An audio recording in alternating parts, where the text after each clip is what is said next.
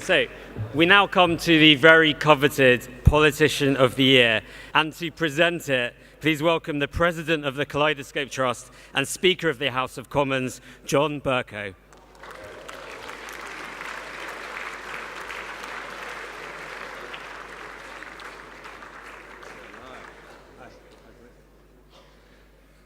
Friends, colleagues, above all, it's always great to see Ben Cohen so underdressed.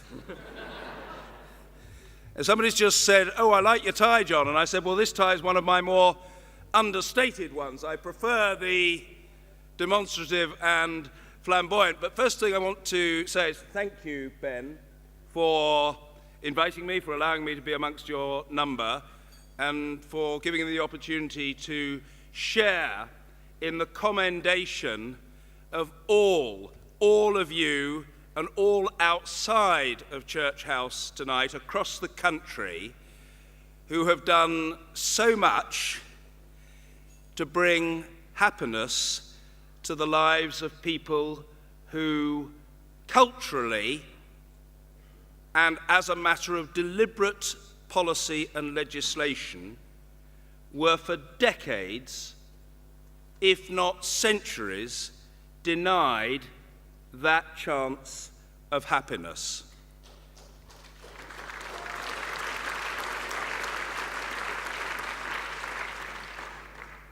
My friends, I regard it as a privilege as Speaker to be able to open up the staterooms of Speaker's House to PinkNews, as I've been fortunate to be able to do, to the Kaleidoscope Trust, to Stonewall, to the Albert Kennedy Trust, and others who, despite their different individual missions and the focus of their activity varying somewhat, are united by that common spirit of wanting to treat everybody equally, fairly, decently, and with respect. And, ladies and gentlemen, if I may be permitted to say so, I think on these occasions, those of us who are relative newcomers to the cause of LGBT equality, in my case 18 years, but still a relative newcomer, like always to remember, salute, and show our respect for people who championed this cause when it wasn't fashionable and it wasn't easy, and it was almost certainly very perilous for them, perhaps politically or indeed personally.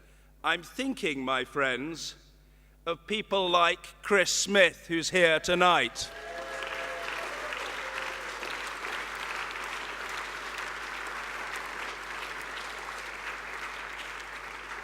An absolute hero of the cause, as is Angela Eagle.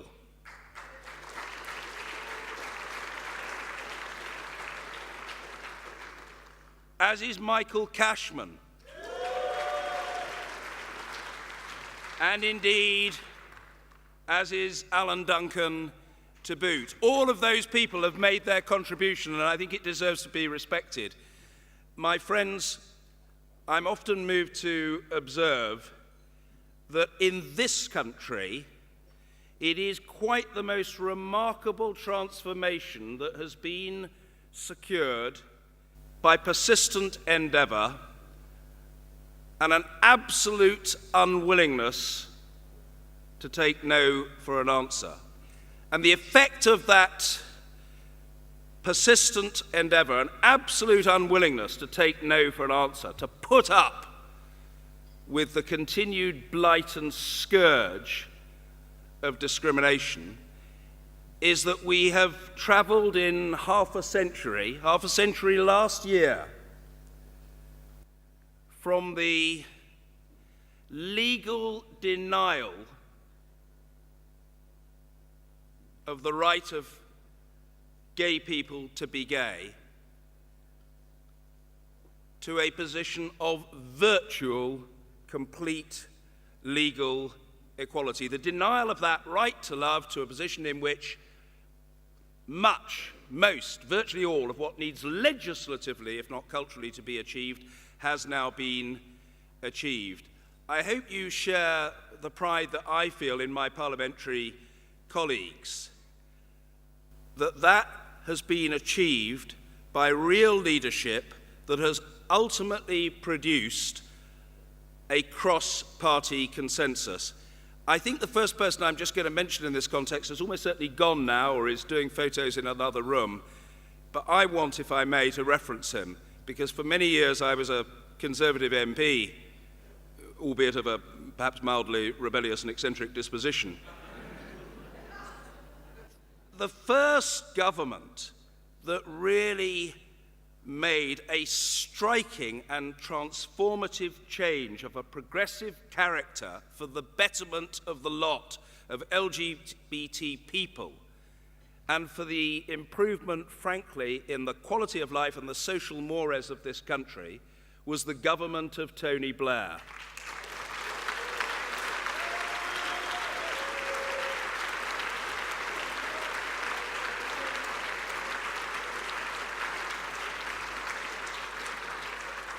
And for my part, I've always felt that Tony Blair and his colleagues deserve the most enormous credit for taking on that challenge. And by the way, it's nothing to do with political correctness, whatever that means. It's about personal decency. It's about doing as you would be done by. It's about equality of esteem.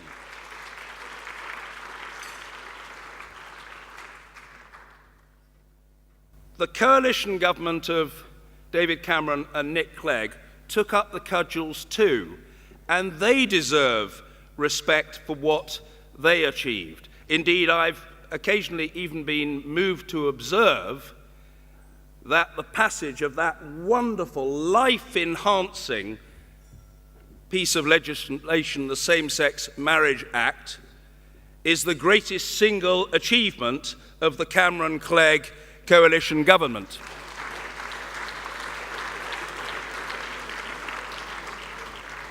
And it strikes me as the most wonderful thing, my friends, that ministers for women and equalities in the Labour government, in the Conservative Lib Dem coalition government, and now in the Conservative government are signed up to the cause, conscious of the challenge, committed to making progress now. Also, very importantly, huge credit to Penny Mordaunt and her colleagues on transgender rights as well. That's the mark of your achievement.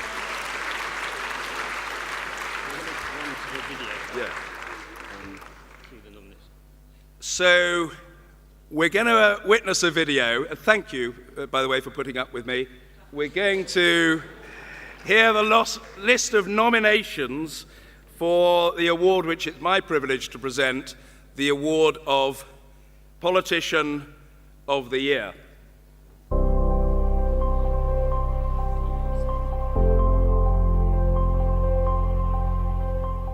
Michelle O'Neill, Conor McGinn, Penny Mordaunt, Naomi Long, Lord Hayward, Layla Moran, Christina McKelvey,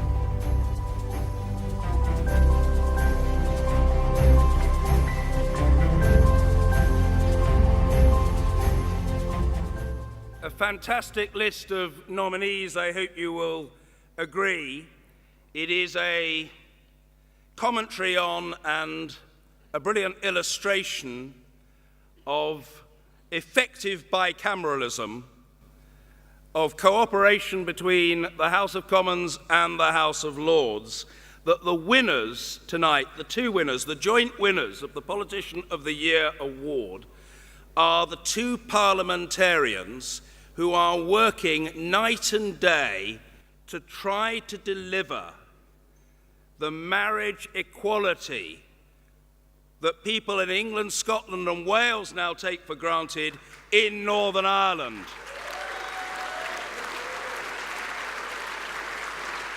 Not only bicameral cooperation, but again, if you'll forgive me, it's quite a speakily point to make, so I hope I can be forgiven for making it, cooperation across the party divide. The winners of this award, and I want you to give them the most tumultuous reception, are the Labour Member of Parliament, Conor McGinn.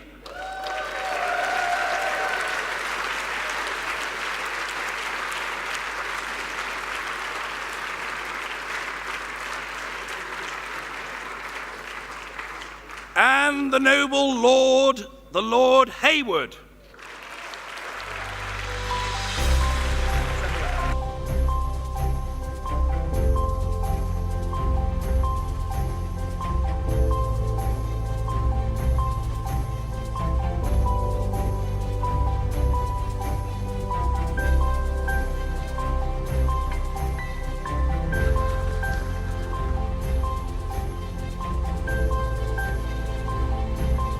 You haven't really given them a big enough cheer. Come on. Thank you.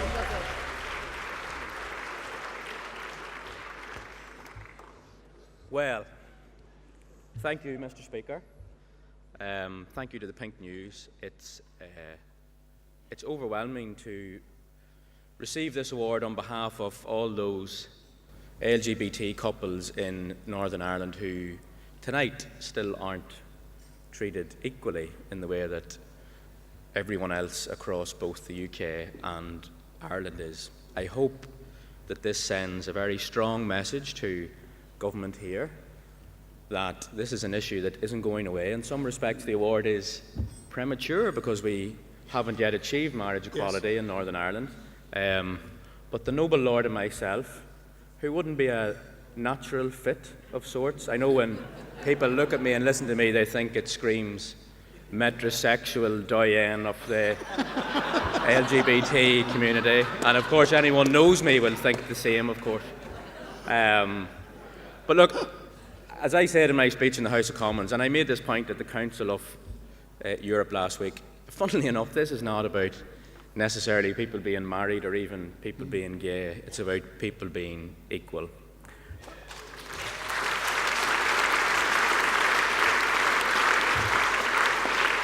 So we are determined to do this, my Lord. We are absolutely determined to do it by hook or by crook, however and whenever possible. And thank you very much to Pink News. Thank you to all those organisations and individuals in Northern Ireland working day in and day out to ensure that we get marriage equality in Belfast in the way that we have it in Cardiff, Edinburgh, London and Dublin. Gurramila Malcolm, thank you.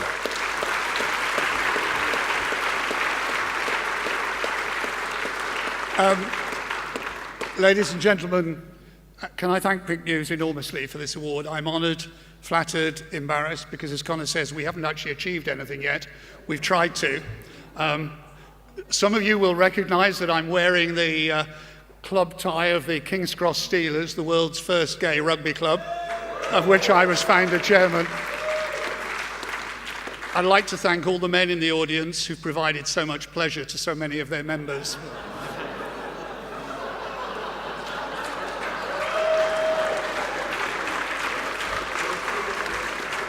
I won't ask you to put your hands up, but more seriously,